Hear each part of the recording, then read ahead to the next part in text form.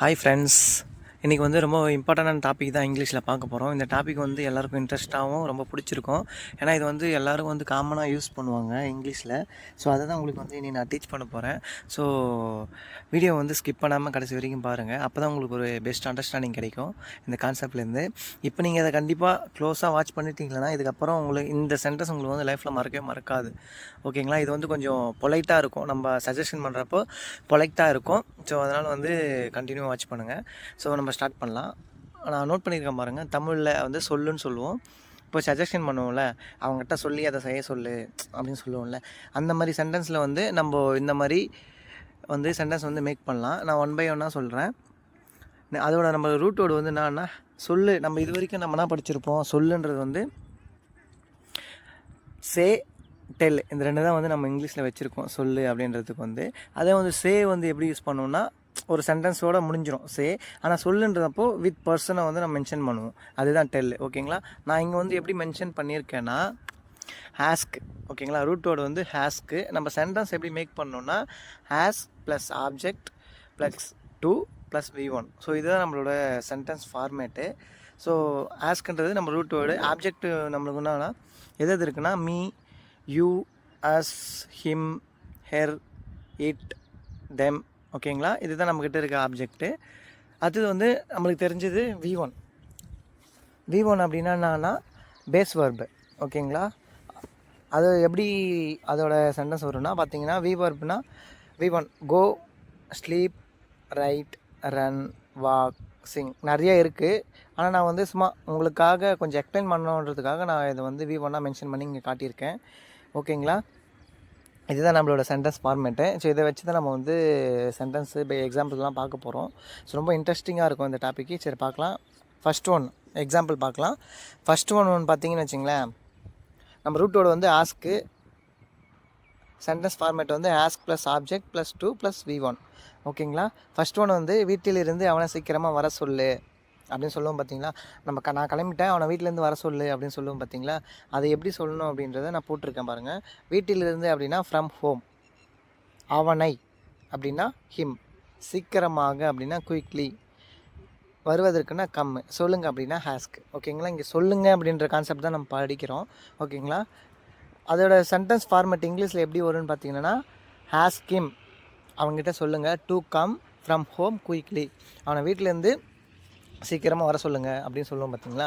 Okay, நான் one more time repeat பண்ணுறேன். அவனை வீட்டிலிருந்து சீக்கிரமாக வர சொல்லுங்கள். இதுதான் நம்மளோட சென்டென்ஸு. அது எப்படி சொல்லணுன்னா ஹாஸ்க் ஹிம், ஆஸ்க் வந்துச்சு ரூட் வேர்ட்லேருந்து, ப்ளஸ் ஆப்ஜெக்ட். ஓகேங்களா? ஆப்ஜெக்ட் வந்துடுச்சு ஹிம்மு, டூக்கு டூவும் போட்டோம். V1 வந்து இங்கே வருது தான், அதுதான் கம். ஓகேங்களா? ஃப்ரம் ஹோம் அப்படின்னா வீட்டிலிருந்து, குயிக்லி அப்படின்னா சீக்கிரமாக. ஓகே, புரிஞ்சிருக்கும்னு நினைக்கிறேன். ஸோ ஓகே, மூணாவது டைமாக நான் வந்து ரிப்பீட் பண்ணுறேன். வீட்டிலிருந்து அவனை சீக்கிரமாக வர சொல்லுங்கள் அப்படின்னா ask him to come from home quickly. ஓகேங்களா? ஓகே, புரிஞ்சிருக்கும்னு நினைக்கிறேன். ஆஸ்க் ஹிம் அப்படின்னா வர சொல்லு, ஆஸ்க் ஹிம் அப்படின்னா அவங்ககிட்ட சொல்லுங்கள், டு கம் அப்படின்னா வருவதற்கு, ஃப்ரம் ஹோம் வீட்டிலிருந்து, குயிக்லி அப்படின்னா சீக்கிரமாக. ஓகே, புரிஞ்சிருக்கும். ரொம்ப ஈஸியாக இருக்கும் சென்டென்ஸு. இந்த மாதிரி படிச்சிங்களன்னா உங்களுக்கு இப்போ மறக்கவே மறக்காது. ஓகேங்களா? இந்த ஒரு டைம் படித்தா போதும். நெக்ஸ்ட் டைம் வந்து நம்மளால் மறக்கவே மறக்காது அந்த சென்டென்ஸ் எல்லாம். ரொம்ப ஈஸியாக இருக்கும். சரி, நம்ம சொல்கிற எக்ஸ்ப்ளனேஷன் எல்லாமே அப்படி தான் இருக்கும். ஓகேங்களா? லாஸ்ட் டைம் வந்து ரிப்பீட் பண்ணுறேன். Ask him to come from home quickly, அவனை வீட்டிலேருந்து சீக்கிரமாக வர சொல்லுங்கள். ஓகே, நெக்ஸ்ட் செகண்ட் எக்ஸாம்பிள் பார்க்கலாம். அது இன்னும் ஈஸியாக இருக்கும். அவளை உடம்பை பத்திரமாக பார்த்துக்க சொல்லுங்கள் அப்படின்னு சொல்லுவோம் பார்த்தீங்களா. நம்ம இப்போது யாரனா உடம்பு சரியில்லை அப்படின்னா அவங்க ஃப்ரெண்டுக்கிட்ட சொல்லி சரி அவங்கள உடம்பை பத்திரமாக பார்த்துக்க சொல்லுங்கள் அப்படின்னு சொல்லுவோம் பார்த்தீங்களா. அந்தமாதிரி இடத்துல நம்ம இந்த சென்டென்ஸ் யூஸ் பண்ணலாம். எப்படி நம்ம சொல்கிறதுன்னு நம்ம பார்க்கலாம். அவளை அப்படின்னா ஹெர்ரு, உடம்பை அப்படின்னா ஹெல்த்து, பத்திரமாக பார்த்துக்கொள்ளோம்னா டேக் கேர். ஓகேங்களா? இப்படி தான், இதுதான் அதோட இங்கிலீஷ் சென்டென்ஸு. எப்படி கன்ஸ்ட்ரக்ட் பண்ணுறதுன்னு பார்க்கலாம். ஃபஸ்ட் ஒன் வந்து பார்த்திங்கன்னு வச்சிங்களேன், அவளை அப்படின்னா நம்ம ரூட்டோடு வந்து ஹாஸ் போட்டோம். ஆப்ஜெக்டிவ் வந்து என்னதுன்னா ஹெர்ரும் போட்டோம், டூக்கு டூ போட்டோம். V1 வந்து டேக் கேர், பத்திரமாக பார்த்துக்க சொல்லுன்னா டேக் கேர். ஓகேங்களா? சென்டென்ஸ் கன்ஸ்ட்ரக்ட் பண்ணுறேன் பாருங்கள். ஹாஸ்கர் அப்படின்னா அவகிட்ட சொல்லுங்கள், டு டேக் கேர் அப்படின்னா பார்த்துக்கிறதுக்கு, அவளுடைய உடம்பை பார்த்துக்கிறதுக்கு, ஹாஃப் ஹெர் ஹெல்த். ஓகேங்களா? அவளுடைய உடம்பை பார்த்துக்கிறதுக்கு சொல்லுங்கள். ஓகே, புரிஞ்சிருக்கும்னு நினைக்கிறேன். இப்போ ஒருத்தருக்கு உடம்பு சரியில்லைன்னா நம்ம இப்படி தான் சொல்லுவோம். அதை வந்து இங்கிலீஷில் எப்படி சொல்லணும்னா has care to take care of her health. ஓகேங்களா, புரிஞ்சிருக்குன்னு நினைக்கிறேன். நான் 1 more டைம் ரிப்பீட் பண்ணுறேன். அவளை உடம்பை பத்திரமா பார்த்துக்க சொல்லுங்கள் அப்படின்னு சொல்லுவோம் பார்த்தீங்களா. அது எப்படி சொல்லணும் அப்படின்னா has care to take care of her health. ஓகேங்களா, இந்த ஹாஃப்ன்றது வந்து நம்ம இங்கே வந்து உடைய, ஓகேங்களா, அது வந்து நம்ம ப்ரிப்போசிஷனாக யூஸ் பண்ணுறோம். ஹாஃப் ப்ரிப்போசிஷன் வந்து எப்பவுமே வந்து ஒரு நவுனுக்கு முன்னாடி தான் வரும். ஓகேங்களா, அதனால தான் நான் இங்கே போட்டிருக்கேன் ஹாஃபு. ஆனால் நான் மென்ஷன் பண்ணி காட்டல. ஆனால் இப்படி சென்டென்ஸ் கன்ஸ்ட்ரக்ட் பண்ணுறப்போ இப்படி தான் நம்ம கிராமட்டிக்கலாக சென்டென்ஸ் வந்து கன்ஸ்ட்ரக்ட் பண்ணணும். Okay, has care to take care of her health. அவளை உடம்பு வந்து பத்திரமா பார்த்துக்க சொல்லுங்கள். ஓகேங்களா, சரி, நான் 1 more டைம் ரிப்பீட் பண்ணுறேன். உங்களுக்கு அண்டர்ஸ்டாண்டிங்காக தான் நான் மல்டிபிள் டைம்ஸ் வந்து நான் ரிப்பீட் பண்ணுறேன். ஓகே, அவளை உடம்பை பத்திரமா பார்த்துக்க சொல்லுங்கள் அப்படின்னு சொல்லுவோம் பார்த்தீங்களா. அப்படின்னா சொல்லணும்னா has care. Okay, has care to take care of her health. சரி, தேர்ட் எக்ஸாம்பிள் பார்க்கலாம். தேர்ட் எக்ஸாம்பிள் வந்து அடுத்த வாரம் செமஸ்டர் எக்ஸாம் வருது, அவனை எக்ஸாம் நல்லா எழுத சொல்லுங்கள். நம்ம வீட்டில் கூட சொல்லுவோம் பார்த்தீங்களா, அடுத்த வாரம் எக்ஸாம் வருது, நீ நல்லா வந்து எக்ஸாம் எழுதணும், அவனை எழுத சொல்லுங்கள் அப்படின்னு சொல்லுவோம் பார்த்தீங்களா. அந்த மாதிரி இடத்துல நம்ம இந்த சென்டென்ஸ் யூஸ் பண்ணலாம். இது கொஞ்சம் லென்த்தியான சென்டென்ஸ் தான், ஆனால் இங்கிலீஷில் ஈஸியாக இருக்கும். இதையும் நான் ஆட் பண்ணுறதுக்காக தான் அதை போட்டிருக்கேன். அதோடைய சென்டென்ஸ் வந்து எப்படி இருக்குன்னு பார்த்துடலாம். அடுத்த வாரம் அப்படின்னா நெக்ஸ்ட் வீக்கு செமஸ்டர் எக்ஸாம் வருது அப்படின்னா இட் வில் கம். இட்டுனா செமஸ்டர் எக்ஸாம், வருது அப்படின்னா ஃப்யூச்சரில் சொல்கிறோம், அப்போ வில் கம். ஓகே, அவனை அப்படின்னா ஹிம், எழுது அப்படின்னா ரைட்டு, சொல்லுங்கள் அப்படின்னா ஹேஸ்க்கு, நம்மளோட ரூட் வேர்டு. ஓகேங்களா, பார்த்துடலாம், சென்டென்ஸ் மேக் பண்ணிடலாம். நெக்ஸ்ட் வீக், அடுத்த வாரம், நெக்ஸ்ட் வீக்கு செமஸ்டர் எக்ஸாம் வருது அப்படின்னா செமஸ்டர் எக்ஸாம் வில் கம். ஓகேங்களா, நெக்ஸ்ட் வீக், இது ஒரு sentence. Next week semester exam will come. ஓகேங்களா, அடுத்தது ஸோ, அது வந்து நம்ம இங்கே வந்து கன்ஜெக்ஷனாக யூஸ் பண்ணுறோம். நெக்ஸ்ட்டு பார்க்கலாம். ஹாஸ்கிம், இதுதான் நம்மளோட ஃபார்மேட்டு.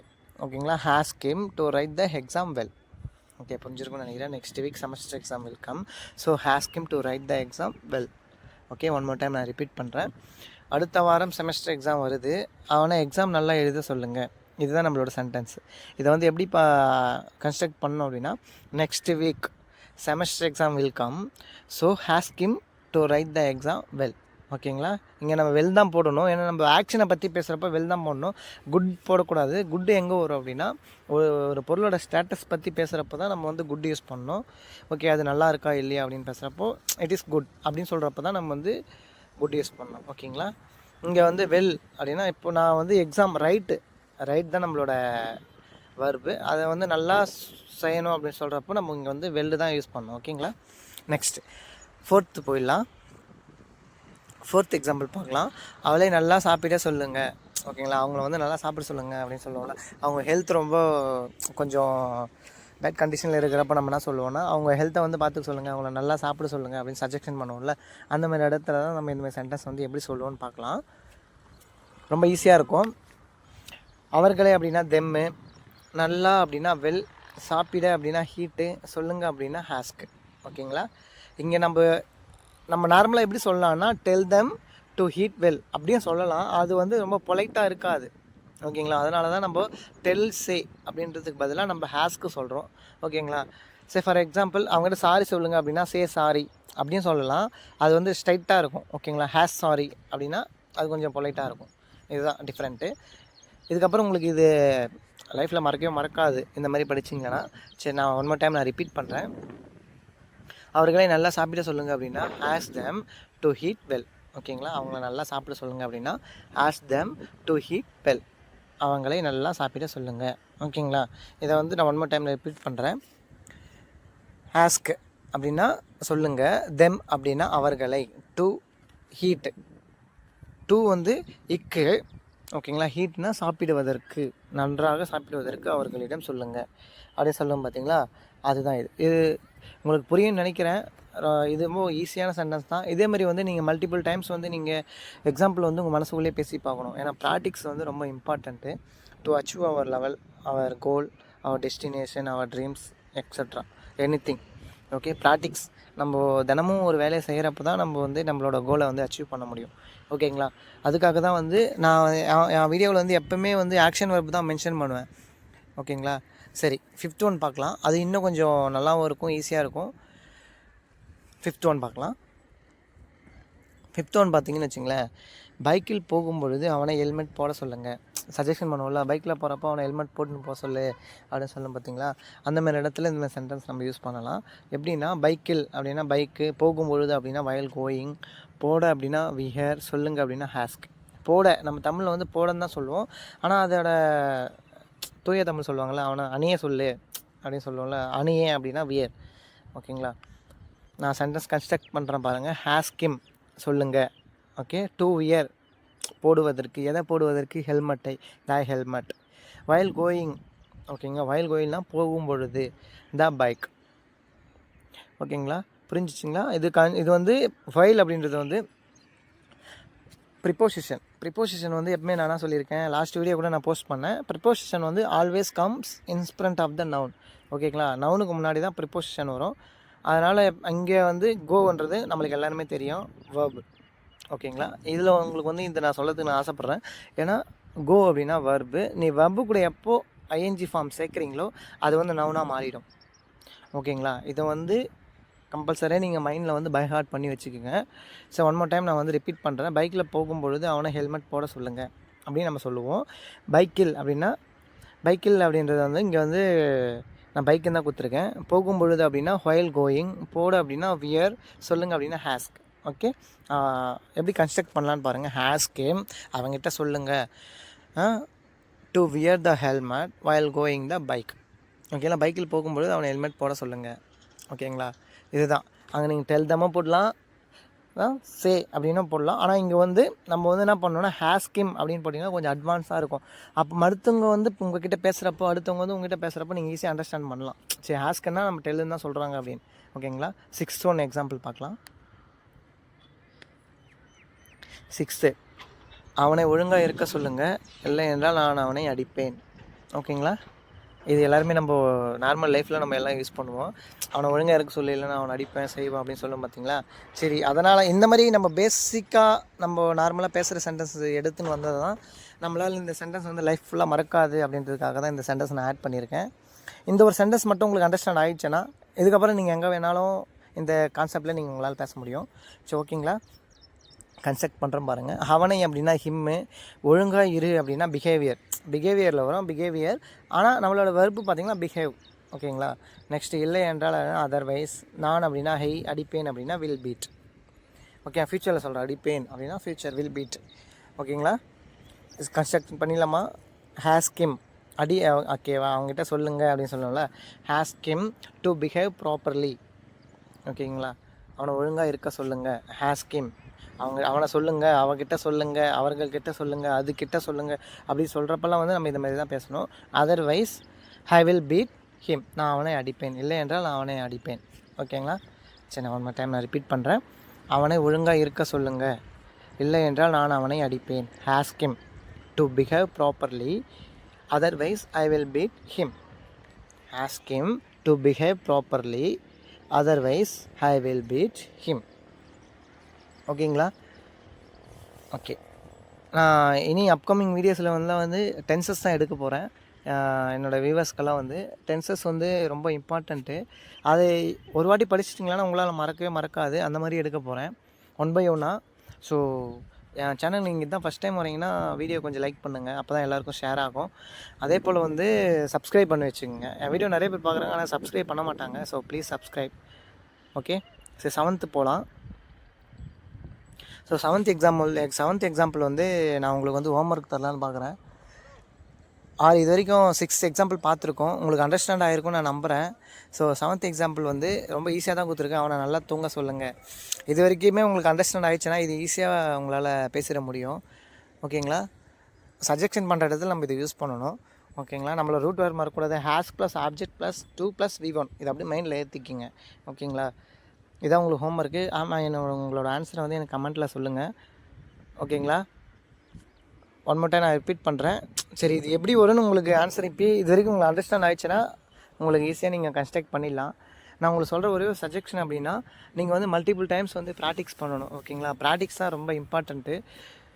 நீங்கள் மனசில் சொல்லி ப்ராக்டிக்ஸ் பண்ணலாம், எழுதி பார்த்து ப்ராக்டிஸ் பண்ணலாம். உங்கள் கொலீக்ஸ் கூட, ஃபேமிலி மெம்பர்ஸ் கூட, யார் கூடனா வந்து ப்ராக்டிஸ் பண்ணலாம். But if you want to achieve your goal and before that you should practice. ஓகேங்களா? Practice is most important. Okay, not only language, your goal or your destination, your work, anything. ஓகேங்களா? If you want to like achieve this and before that you should practice. ஓகேங்களா? Practice and consistency. நீங்கள் எவ்வளோ தூரம் உங்களோட வேலையை நீங்கள் தொடர்ச்சியாக செய்கிறீங்களோ அப்போ தான் உங்களால் வந்து உங்களோட கோலை அச்சீவ் பண்ண முடியும். ஓகேங்களா? அதுக்கு நம்ம சேனல் உங்களுக்கு எப்பவுமே சப்போர்ட் பண்ணும். அதனால் நீங்கள் செய்ய வேண்டியது வந்து நம்ம வீடியோவை ஸ்கிப் பண்ணாமல் கடைசி வரைக்கும் பாருங்கள். லைக் பண்ணுங்கள், ஷேர் பண்ணுங்கள், கமெண்ட் பண்ணுங்கள். நான் கொடுக்குற ஹோம்ஒர்க் வந்து நீங்கள் கமெண்ட் பண்ணிங்களானவே உங்களுக்கு அண்டர்ஸ்டாண்ட் ஆகிடுச்சுன்னா நீங்கள் ஆட்டோமேட்டிக்காக உங்கள் கை கமெண்ட்டுக்கு போயிடும். ஓகேங்களா? அதனால் வந்து நீங்கள் எனக்கு சப்போர்ட் பண்ணுங்கள். அப்போ தான் நான் வந்து கண்டினியூஸாக வந்து உங்களுக்கான கண்டென்ட்டை வந்து நான் க்ரியேட் பண்ணி என் வீடியோவில் நான் போஸ்ட் பண்ண முடியும். ஸோ எனக்கு நீங்கள் சப்போர்ட் பண்ணுங்கன்னு தான் சொல்கிறேன். ஓகேங்களா? So thank you. நெக்ஸ்ட் வீடியோவில் பார்க்கலாம். உங்களுக்கு எதனா கான்செப்ட் வேணும், புரியல, அண்டர்ஸ்டாண்ட் ஆகலைன்னு உங்களுக்கு டவுட் இருந்தால் எனக்கு சொல்லுங்கள்.